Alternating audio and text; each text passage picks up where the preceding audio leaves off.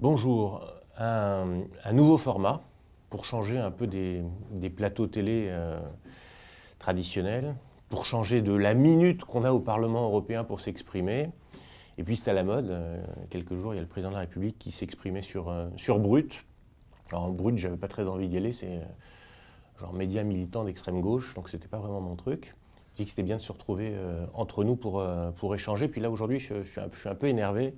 Parce que comme vous avez pu le voir, il y a France Inter, média payé par nos impôts, qui refuse une publicité à l'œuvre d'Orient parce qu'il y a le mot chrétien. Alors à Noël, ça les gêne, chrétien. Voilà, donc tout ça me casse un peu les pieds. Je me suis dit que c'était bien d'avoir un endroit où on pouvait se parler, où je pouvais vous dire un peu librement ce que j'avais envie de vous dire, d'échanger, de recevoir vos questions. Merci d'ailleurs pour ceux qui en ont envoyé et de passer un petit moment ensemble. Et si ça vous plaît, si les réactions sont bonnes, ben je recommencerai cet échange.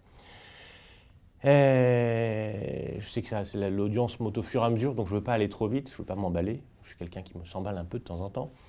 Donc je vais commencer par aller doucement sur la première question. La première question, c'est Thibaut qui nous l'a adressée en me disant « Quels sont vos combats principaux et ceux de la délégation que vous présidez ?» Bon, ça va permettre de rentrer dans le vif du sujet. Je suis effectivement le président de la délégation française au Parlement européen dans le groupe Identité et Démocratie, c'est-à-dire que je préside le groupe constitué par les 23 députés du Rassemblement national qui sont au sein d'un groupe qui s'appelle Identité et Démocratie au Parlement européen, et on est le premier groupe d'opposition au Parlement. On est assez actif, ça fonctionne bien, on a une assez bonne ambiance, et nos grands sujets sont de faire en sorte que la France ne se retrouve pas plumée par la Commission européenne plus qu'elle ne l'est aujourd'hui. Dans les sujets qui nous tiennent vraiment à cœur, c'est notamment la Turquie.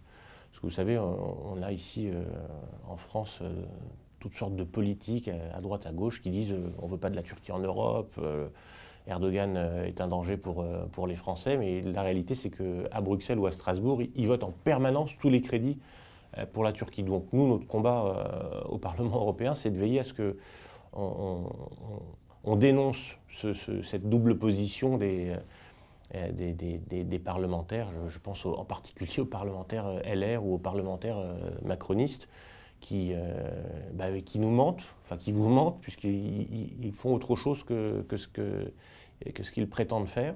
Et donc on continue d'avoir des milliards chaque année payés par nos impôts, les impôts des Français, qui vont à Erdogan, d'abord dans le cadre de l'union douanière, c'est-à-dire qu'on a une union douanière qui fait qu'aujourd'hui ça favorise les produits turcs qui viennent en France et qui viennent en Europe, et donc on ne perçoit pas de taxes. Dans le cadre de l'adhésion, on a beau expliquer que la Turquie n'a plus rien à voir avec nous, ils n'ont jamais rien eu à voir avec l'Europe, on continue de leur verser des milliards pour des crédits dits de préadhésion, et puis Erdogan fait un chantage en disant voilà, si vous ne me donnez pas beaucoup d'argent, j'ouvre mes frontières et je vais faire rentrer des migrants. Et j'étais allé avec Jordan Bardella au mois de mars à cette frontière qu'il y a avec la Grèce, et on avait vu masser à la frontière derrière des barbelés soutenus par les policiers turcs, parce que les policiers turcs soutiennent les migrants, toute une horde de jeunes hommes, parce que ce n'est pas des jeunes gens, il n'y a que des jeunes hommes qui sont là et qui étaient prêts à venir avec des slogans très agressifs, vouloir rentrer en Europe. Donc ça fait partie des combats qu'on mène. On mène aussi des combats pour notamment veiller à ce qu'il n'y ait pas d'impôts créés au niveau européen. Parce qu'avec le plan de relance dont on a beaucoup parlé à la suite de la crise du Covid, il y a des centaines de milliards d'euros qui vont se déverser, alors ils sont un peu artificiels, mais qui vont se déverser dans les différents pays de l'Union européenne. L'Union européenne, elle veut faire un emprunt et elle veut le financer directement. Ils appellent ça des ressources propres. En fait, ressources propres, ça veut dire impôt européen. Et cet impôt européen, il viendra en plus des impôts qu'on paye déjà au niveau local, au niveau national. Donc ça fait partie des combats qu'on mène pour que surtout on n'ait pas un impôt européen. Voilà. Et puis le vrai combat, celui le plus important pour nous, c'est le combat de 2022. C'est qu'en 2022, on a besoin que Emmanuel Macron soit battu. On a besoin que nos idées portées par Marine Le Pen arrivent au pouvoir. Et on a besoin de redresser la France. Donc en travaillant à ce combat-là, au niveau du Parlement européen, on fait aussi progresser notre combat collectif. Voilà, ça résume un peu les choses. Mais on a une bonne équipe. Vous avez 23 parlementaires. De temps en temps, il y a des journalistes qui disent « Oh là là, ça va être terrible, ils vont se fâcher, ils vont se quitter ». C'est vrai que de temps en temps, il y a des histoires dans différents partis. Nous, depuis 1 an et demi, on est tous ensemble, on travaille bien. on fait un collectif qui fonctionne et qui est utile, je pense, sur le plan national aussi. On a sorti un magazine qui est publié régulièrement. Vous pouvez d'ailleurs récupérer, je pense que sur ma page Facebook, il doit y avoir un moyen de s'abonner pour récupérer ce magazine.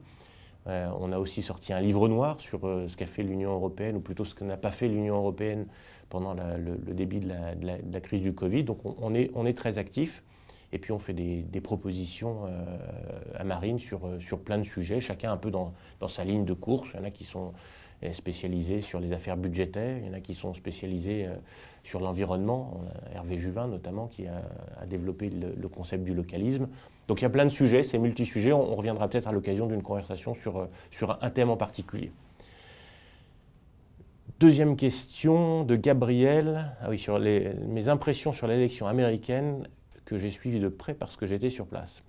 Alors ça aussi, c'est un sujet où on est en train de voir que l'Europe, un peu comme les États-Unis, ou les États-Unis un peu comme l'Europe, se retrouvent avec une mainmise de ce que j'appelle le système. En fait, le système, ce sont toutes les personnes, physiques ou morales, donc des humains ou des entreprises qui ont intérêt à perpétuer le mondialisme, le monde sans frontières, l'absence de taxes pour qu'on puisse continuer à exploiter des petits Chinois en Chine, les faire travailler et pour importer des jouets pas chers, et surtout l'immigration débridée. Et donc toutes ces entités ou ces personnes qui ont intérêt à ce que ce système dure avaient intérêt à ce que Trump soit battu. Et donc ils se sont coalisés dans un effort important. Donc ça recouvre la plupart des médias. Ça recouvre énormément de ce qu'on appelle les organisations non gouvernementales. En fait, c'est des associations, type association de 1901, mais aux États-Unis, c'est d'une forme différente, et qui collectent de l'argent, alors en quantité énorme, notamment financé par George Soros, le financier, qui dit clairement que pour lui, son programme, c'est de faire une sorte de gouvernance mondiale, non pas un gouvernant, mais d'avoir une méthode de gouvernement mondial où les gens se déplacent sur la planète comme ils veulent, on fait venir des migrants c'est de la main-d'œuvre pas chère, et ça permet de gagner beaucoup d'argent pour ces gens qui se retrouvent à la tête de ces entités financières où le capital est très loin du travail. Donc les États-Unis se sont organisés de cette façon-là. Ce qu'ils n'avaient pas prévu, en fait, c'est que Trump a été un très bon président pour les États-Unis. Après tout, c'était son boulot d'être bon pour les États-Unis. Quelque part, ce qui nous inspire à nous en France, c'est qu'on souhaite pour la France que Marine soit un aussi bon président, c'est-à-dire qu'elle se préoccupe d'abord des Français, c'est ce qu'elle veut faire. Vous savez, il avait son chapeau MAGA, Make America Great Again, c'est un peu notre slogan à nous, les Français d'abord, la fierté d'être Français.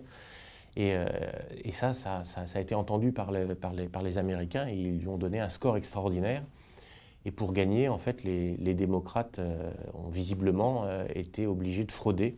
Je dis visiblement parce que ça n'a pas encore été décidé par les tribunaux, mais quand on regarde la façon dont ça s'est organisé, vous avez dans les 5 villes qui amènent le score de Biden pour qu'il soit celui qui aujourd'hui apparaît comme étant celui qui va être désigné, vous avez un taux de participation aux élections qui est entre 95 et 97%.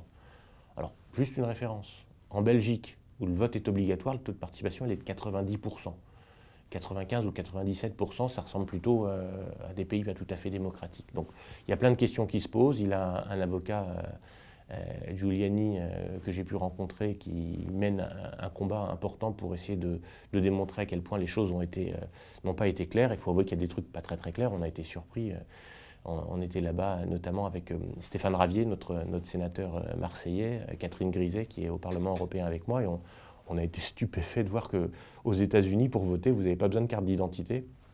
Vous vous présentez dans un bureau de vote, vous vous appelez, je m'appelle Joe Smith et j'habite, et vous donnez la bonne adresse, vous signez et vous avez le droit de voter. C'est aberrant pour une démocratie, c'est un peu fascinant.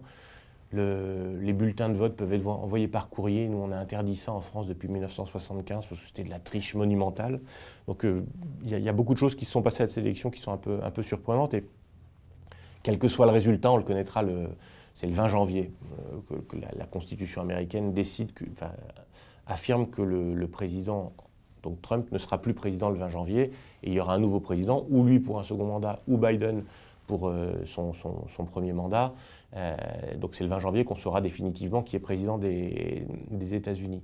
Mais quel que soit le président, je pense qu'on va entendre parler de cette affaire électorale pendant au moins 2 à 4 ans, parce que les États-Unis sont bien obligés de réaliser qu'ils ont un problème dans l'organisation démocratique de leurs élections. Il va falloir qu'ils changent, parce que pour nous c'est important. On pourrait dire on s'en fout, mais non, on ne s'en fout pas complètement, parce que c'est la première puissance mondiale, c'est un allié, c'est un partenaire commercial énorme, et de s'interroger sur la sincérité d'un scrutin dans une démocratie de cette taille-là, ça pose un peu problème. Donc je pense que pour les États-Unis et pour le reste de la planète, c'est un sujet dont on va entendre parler encore très longtemps. Voilà, sinon, c'était passionnant. On a pu voir qu'il y avait un vrai enthousiasme autour de la campagne de Trump. Ça nous a donné quelques idées pour la campagne de Marine, notamment dans la proximité avec une salle. Il n'a pas fait des grands meetings où il était un peu loin, vous savez, les meetings dont on a l'habitude. Là, il avait vraiment une petite scène qui était au milieu des gens. C'était sympathique et j'espère que, je suis sûr qu'on arrivera à créer cet enthousiasme pour l'élection de 2022. C'est ce dont on a besoin. Il ne faut pas simplement qu'on dénonce. On a une tendance au RN, parce qu'on voit les choses, à dire c'est terrible, il y a beaucoup d'immigration, c'est terrible, il y a beaucoup d'insécurité. C'est vrai tout ça. Il faut qu'on fasse un peu rêver, on ait tous envie de se dire il y a des solutions. Et Marine, elle les a, les solutions, il faut qu'on arrive à les exprimer clairement pour que les gens se disent c'est bon, allez, on y va, on fait confiance et on avance. Donc c'est ça qu'il va falloir générer, de l'enthousiasme. Et ça, j'ai trouvé qu'il existait aux États-Unis. Autre question, cette fois-ci de Julien, qui me demande quelle est la position du Rassemblement national vis-à-vis de l'UE. Vis-à-vis de l'UE, elle n'a pas changé. L'Union européenne, c'est une organisation supranationale qui essaye de piquer aux États l'ensemble de leur pouvoir régalien. Donc l'Union européenne ne nous plaît pas. Alors c'est vrai qu'il y a de temps en temps un peu des questions sur mais pourquoi rester dans l'UE si vous n'aimez pas l'UE, pourquoi pas un Frexit? En fait, c'est assez simple, c'est parce que moi, par exemple, mon engagement politique, j'ai été autrefois député à Nice, j'étais UMP, je croyais sincèrement dans ce que je faisais. D'ailleurs, en 2002, j'ai été élu député en 2002, mon principal message de campagne, c'était il faut supprimer l'AME, l'aide médicale d'État. Et personne ne nous a entendus. D'ailleurs, on ne l'a pas fait à l'époque parce que les parlementaires étaient très lâches. Ils ont obéi à Chirac et Sarkozy qui ne voulaient pas en entendre parler. Aujourd'hui, on continue d'avoir l'AME et on a vu qu'on dépassait, je crois que les chiffres sont sortis hier ou avant-hier, on dépasse le milliard d'euros pour assurer la gratuité absolue des soins pour les étrangers en situation irrégulière. Donc ça pour dire que mon parcours, il était plutôt sur une Europe que j'aimais bien. L'idée européenne me semblait plutôt positive. Et en 92, c'est là que j'ai eu mon premier divorce, si je puis dire, avec la tendance majoritaire en France. J'ai voté contre Maastricht, parce que j'aimais bien en fait la communauté européenne. Et une communauté, c'est-à-dire c'est des pays. Moi, je suis très content qu'on puisse travailler avec les Italiens, qu'on puisse travailler avec les Allemands, travailler avec les Belges, travailler avec les Espagnols. C'était bien de travailler avec les Anglais, mais c'était une communauté, c'est-à-dire qu'on décidait qu'il y avait un sujet qui nous plaisait. On veut faire Airbus. Airbus, c'était intéressant. On a fait ça avec un certain nombre de pays. On a fait ça avec les Allemands, on a fait ça avec les Italiens, on a fait ça avec quelques-uns, mais tout le monde n'est pas obligé de suivre. On le faisait en fonction de nos intérêts. Et en fait, l'Union européenne, à partir de 92, quand on a voté Maastricht et qu'on a décidé de donner à l'Europe l'exclusivité de la monnaie européenne, on s'est retrouvé dans une spirale où c'est devenu une sorte de projet politique où l'Union européenne devait remplacer les nations. Et ça, c'est pas possible. Et ça on n'en veut pas. Donc ce qu'on veut faire au Rassemblement national, c'est faire en sorte de modifier structurellement les rapports entre en gros, il y a les rapports entre le Conseil, la Commission et le Parlement. L'Union européenne, c'est pas très compliqué. C'est un Conseil. Le Conseil, c'est les ministres ou les chefs d'État selon les sujets qui se réunissent et qui décident de ce qu'on va faire.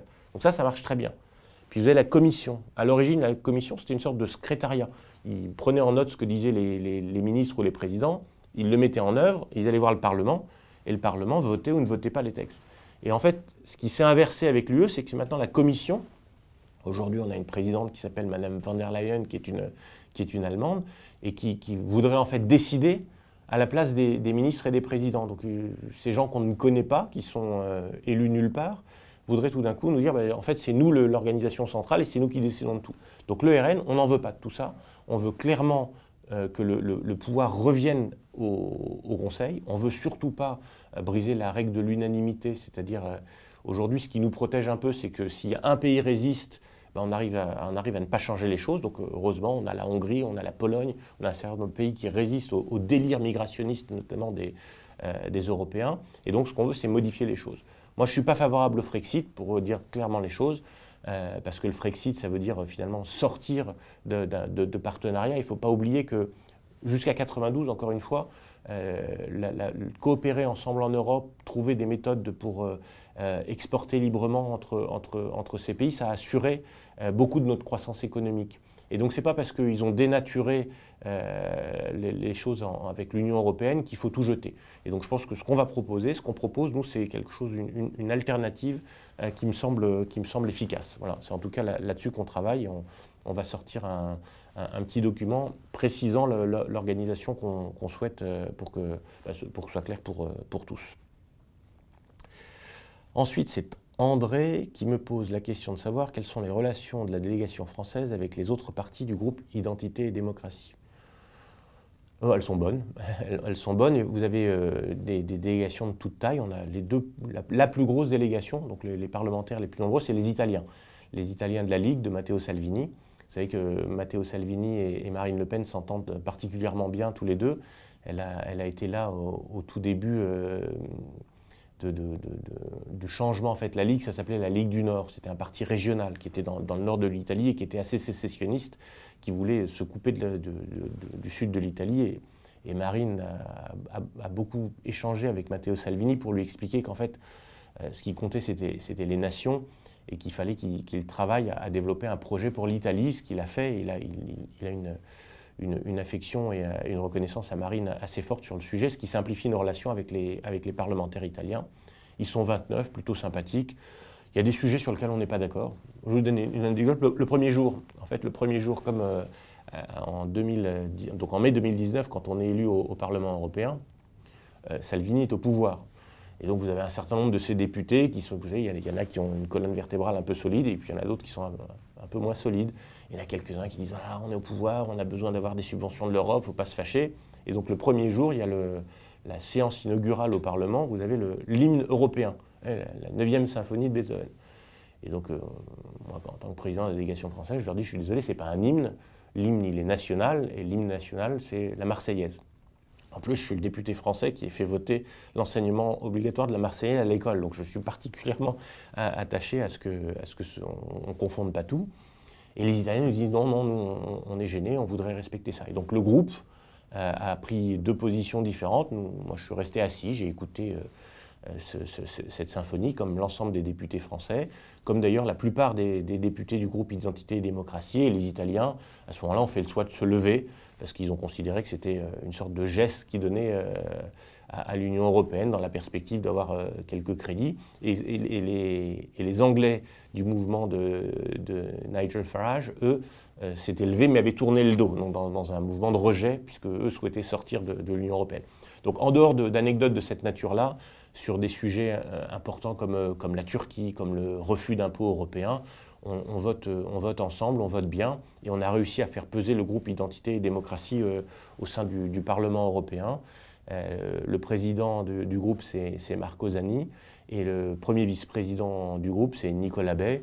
Les choses fonctionnent, on est assez efficace sur un certain nombre d'amendements, on arrive à peser, on a bloqué des initiatives absolument délirantes des Verts et des communistes qui voulaient toujours plus de crédits pour aller chercher des migrants en Afrique. Enfin, de temps en temps, les discussions qu'on a au Parlement européen, c'est effrayant. Ils sont totalement déconnectés de toute réalité. C'est une surenchère permanente. Bon, vous l'avez vu, on s'interroge parfois sur l'utilité de certaines des résolutions qui sont votées, parce qu'une résolution, ça ne sert pas à grand-chose. J'ai un fils, quand il était au lycée, il était dans un truc qui s'appelait les micro-Nations Unies. C'est des associations qui se réunissent dans les lycées et ils font semblant d'être des pays. Et un jour, il nous écoutait au Parlement, il a dit « Mais de temps en temps, vos débats ressemblent un peu à ça ». Donc c'est vrai qu'il y a parfois un aspect un peu futile, mais c'est important de se battre sur les idées. Et c'est ce qu'on fait, parce que si vous laissez passer un certain nombre de choses en vous disant ça compte pas, à la fin, ce sont des portes qu'on a du mal à refermer. Et on le voit bien avec la Turquie, c'est essentiel, même si ça ne sert à rien de se battre jusqu'au bout pour réaffirmer qu'on ne veut pas de la Turquie dans l'Union européenne et pour veiller à ce que le jour où les débats deviennent essentiels, ce soit bien les parlements nationaux à un moment qui se prononcent ou non, en espérant que le Parlement français et l'Assemblée nationale soient assez courageuses le jour où ça viendra pour dire qu'il n'est pas question que la Turquie soit en Europe. Arnaud qui me demande, vous êtes élu européen, mais vous critiquez sans cesse la construction européenne, comment expliquez-vous ce qui semble être une incohérence? C'est un peu ce que je vous disais tout à l'heure, c'est pas la construction européenne, c'est l'Union européenne que je critique, c'est le projet politique d'Union européenne qui n'a pas de sens. L'Europe, et d'ailleurs c'est la force des européistes, tous ces gens, c'est d'avoir réussi à faire croire aux Français que l'Union européenne, c'est l'Europe. Ça n'a rien à voir. Moi, l'Union européenne, j'en veux pas. L'Union européenne, c'est un projet qui nous prend notre capacité à décider. L'Europe, d'abord, elle existait avant qu'il y ait une coopération. C'est un continent, c'est une histoire, c'est une civilisation.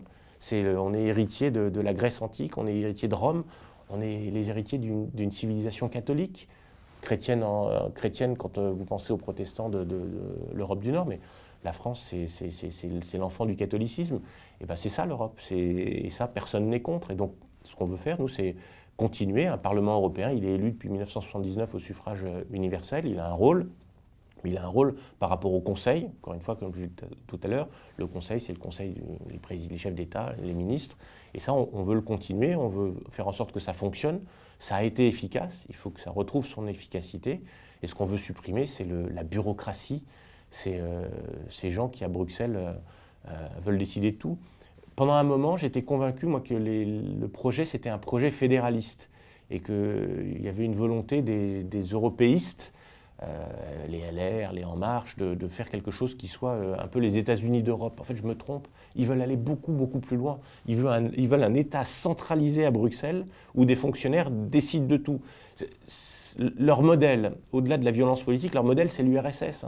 Vous avez 4000 fonctionnaires qui décident de tout à Bruxelles et qui vont imposer, il y aura tel modèle de chasse qui sera autorisé, tel autre qui ne sera pas autorisé, vous aurez tel type de voiture, pas tel autre type de voiture, on va vous dire pour mettre une cuillère dans la soupe, ça va être telle ou telle chose, mais je plaisante à peine.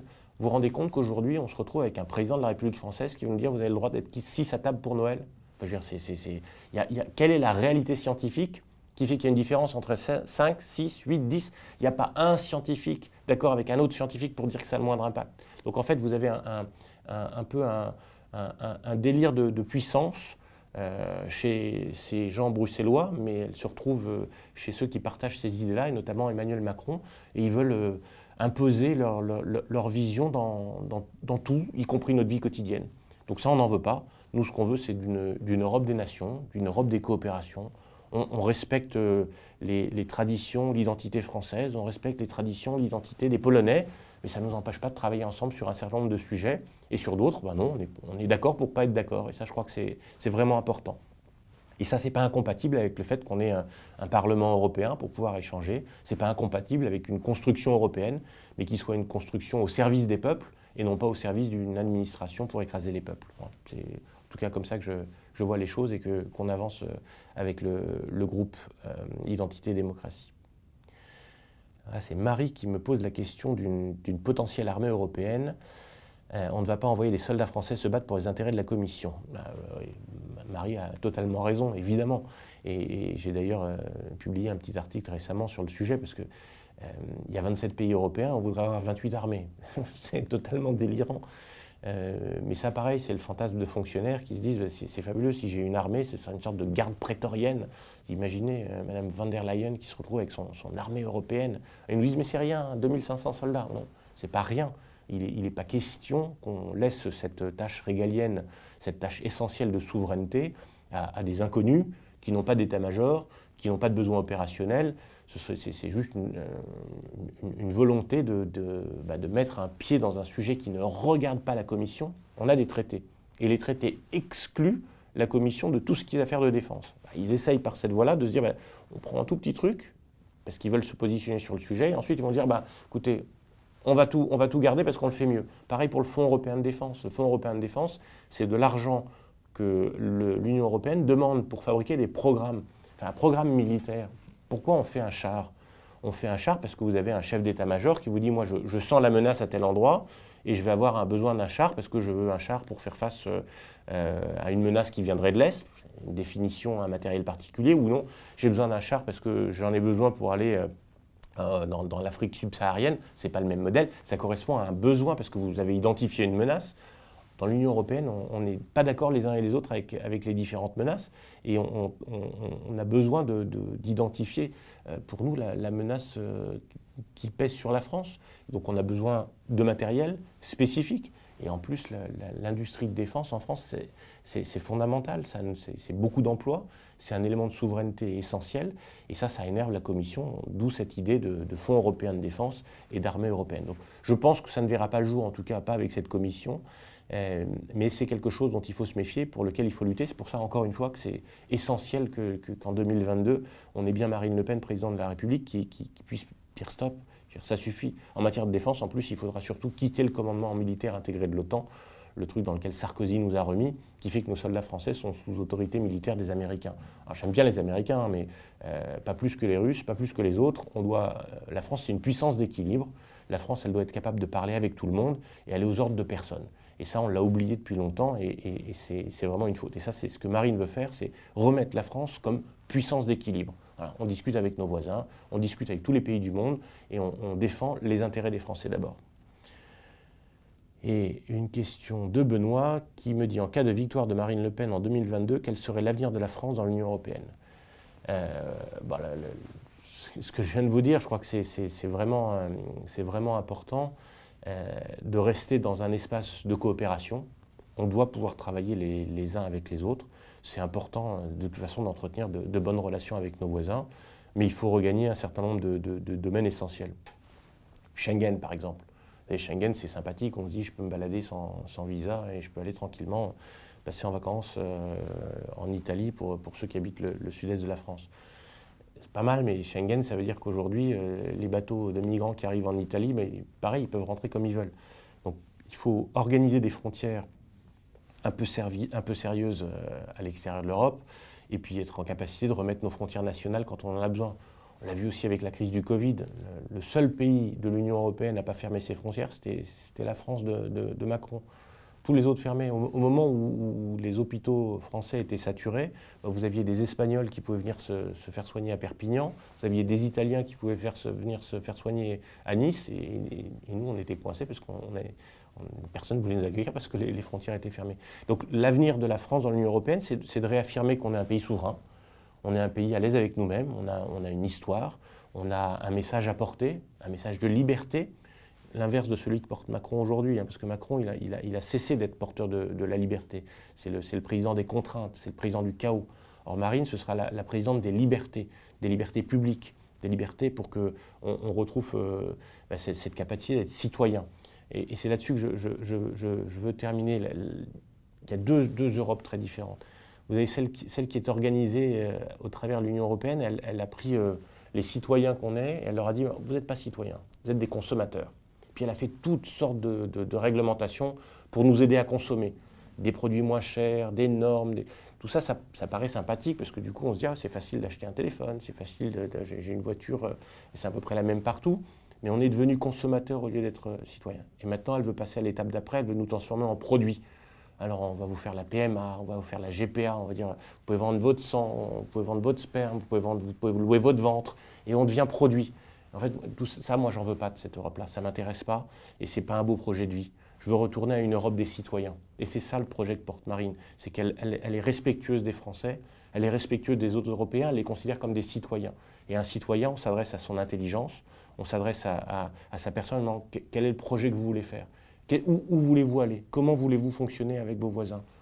Dans la paix, dans la coopération, mais vous ne voulez pas simplement être considéré comme quelqu'un qui paye ou qui va être payé. Et c'est ça la vraie différence entre le projet porté par Macron et les mondialistes, qui nous réduisent à l'état de consommateurs ou de produits, et le projet de Marine qui est de nous donner notre place de citoyens. Voilà. Donc c'était les quelques questions que j'ai reçues. Pas pas d'autres qui m'ont été transmises en tout cas. Donc j'espère que ça vous a plu. Content de parler de l'Europe, il y a plein d'autres sujets dont on pourra parler. Et j'espère qu'on remettra ça une prochaine fois. À bientôt.